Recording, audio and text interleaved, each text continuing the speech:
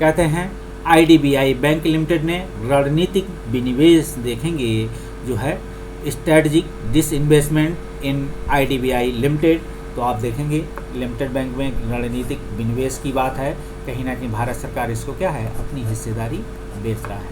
तो आप देखेंगे कैबिनेट ने आईडीबीआई बैंक लिमिटेड के रणनीतिक निवेश पर और प्रबंधन नियंत्रण के हस्तांतरण को मंजूरी दे दी है। तो आप देखेंगे क्या है रणनीतिक स्ट्रेटजिक डिसइन्वेस्टमेंट है, जाहिर सी बात है कि सरकार इसमें डिसइन्वेस्टमेंट कर रही है, प्रबंधन आप किसी और को सौंप रही है, क्योंकि प्रबंधन भी इसमें क्या होगा पूंजी से निर्धारित होता है कि किसकी कितनी पूंजी है, उसी हिसाब से उसकी प्रबंधन क्षमता रहती है।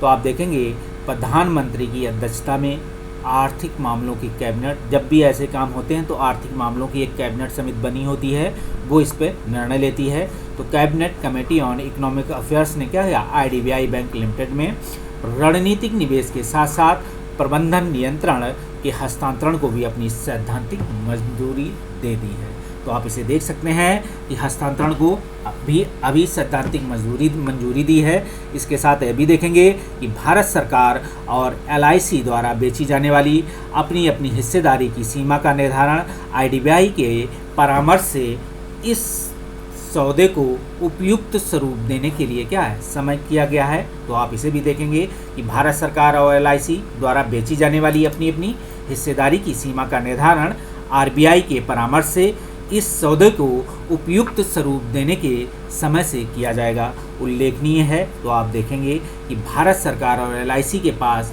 आईडीबीआई बैंक की 94 से भी अधिक इक्विटी भारत सरकार के संदर्भ में देखेंगे तो 45.48% है।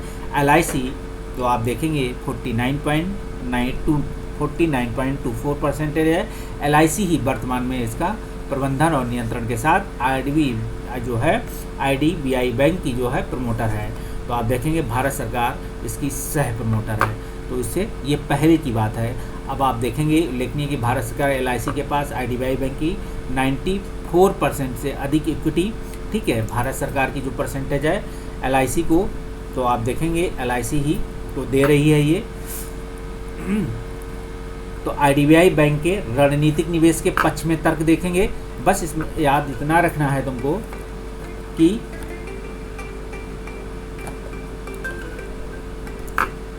भारत सरकार इसकी सह प्रमोटर है। आईडीबीआई बैंक लिमिटेड के रणनीतिक निवेश के पक्ष में अगर तर्क देखेंगे तो भारत सरकार का मानना है कि आईडीबीआई बैंक लिमिटेड का रणनीतिक खरीदार कई सुधारात्मक कदम उठाएगा। रणनीतिक खरीदार आईडीबीआई बैंक लिमिटेड की कारोबारी क्षमता के स्तंभ विकास के साथ साथ क्या करेगा, बैंक के विकास के लिए उसमें आवश्यक धनराशि डालेगा और क्या करेगा, नई प्रौद्योगिकियों को शुरू करेगा। तो आईडीबीआई बैंक लिमिटेड के रणनीतिक निवेश के पक्ष में तर्क आपको मिले हैं कि आईडीबीआई बैंक लिमिटेड के रणनीतिक खरीदार को कई सुधारात्मक कदम उठाएगा। ऐसा इसलिए दिखाया जा रहा है कि सरकार जब भी कोई अपनी हिस्सेदारी बेचती है तो वो दिखाती है कि ये कदम उठाने हैं, इसलिए मुझे ये कार्य करना पड़ रहा, या इसके रिनोवेशन या नवाचार के लिए। तो आप देखेंगे रणनीतिक खरीदार स्ट्रेटजिक बायर की बात कर रहे हैं।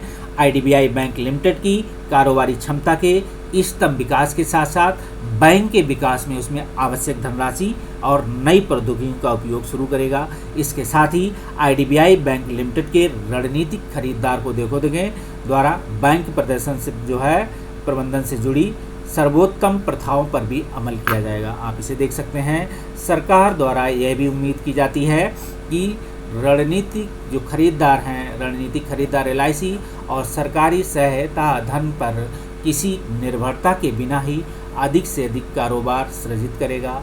ये भी देखेंगे। उल्लेखनीय है कि इस सौदे पर सरकार की इक्विटी को रणनीतिक निवेश से प्राप्त होने वाले संसाधनों का उपयोग सरकार के विकास कार्यक्रमों का वित्त पोषण करने में किया जाएगा, जिससे देश के नागरिक लाभान्वित होंगे।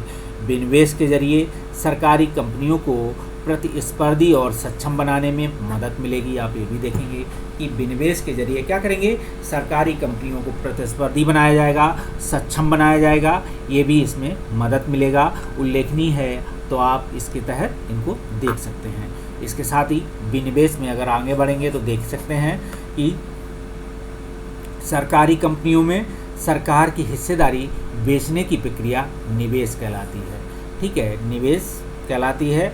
और विनिवेश में सरकार अपने हिस्से के शेयर्स क्या करेगी, दूसरे निवेशकों को देती है, पर तमाम वजहों से संबंधित कंपनी ने विनिवेश के बाद सरकार का दखल प्रबंधन बना रहता है। तो मेन चीज़ है विनिवेश किसे बताया गया है कि सरकारी कंपनियों में सरकार की हिस्सेदारी बेचने की प्रक्रिया विनिवेश कहलाती है। ठीक है, अगर विनिवेश पूछा जाए कि सरकारी कंपनी है, सरकार उसमें अपनी हिस्सेदारी बेचे तो उसे विनिवेश कहते हैं। विनिवेश ऐसा नहीं सरकारी क्षेत्र में होगा, प्राइवेट सेक्टर में भी हो सकता है, अन्य क्षेत्रों में भी। तो प्राइवेट या गवर्नमेंट सेक्टर या सेमी सेक्टर, विनिवेश में सरकार अपने हिस्से के शेयर को दूसरे निवेशकों को देती है। बताया गया बहुत सिंपल फॉर्म में कि निवेश अगर करना हो विनिवेश तो कैसे किया जाता है, तमाम वजहों से संबंधित हैं। कंपनी में विनिवेश के बाद सरकार का दखल प्रबंधन बना रहता है। आप ये भी देखेंगे रणनीतिक विनिवेश किसे कहते हैं। तो अभी आईडीबीआई का जो रणनीतिक विनिवेश है, तो रणनीतिक विनिवेश में आप देखेंगे डिसइन्वेस्टमेंट में कि सरकार कंपनियों के शेयर्स को अपनी हिस्सेदारी को इस तरीके से हस्तांतरित करती है कि संबंधित कंपनियों के प्रबंधन में दखल का रास्ता नहीं बचता। तो आप देखेंगे एक होता है विनिवेश, एक है रणनीतिक विनिवेश। तो रणनीतिक विनिवेश आपसे पूछा जाए किसे कहते हैं, तो संबंधित कंपनी में क्या होगा, कंपनियों प्रबंधन में फिर दखल का रास्ता नहीं बनता है, कंपनी का प्रबंधन पूरे तौर पर निजी हाथों में चला जाता है। तो रणनीतिक निवेश खासतर इसी पॉइंट को आप इंडिकेट करना है कि रणनीतिक निवेश के अंतर्गत ये यूपीएससी आपसे पूछ सकती है। ठीक है, बहुत ही बेसिक कॉन्सेप्ट है और बेसिक कॉन्सेप्ट को यूपीएससी ध्यान में रखते हुए पूछती है। यूपीपीसीएस भी पूछ सकती है कि रणनीतिक निवेश और विनिवेश में क्या अंतर है। यूपीपीसीएस आपसे इससे क्वेश्चन पूछ सकती है मेंस पॉइंट ऑफ व्यू से, तो आप याद रखें इसे। और आप ये भी देखेंगे कि रणनीतिक विनिवेश का उद्देश्य यह भी होता है कि कंपनी के कामकाज में क्या होगा, कुशलता लाई जा सके।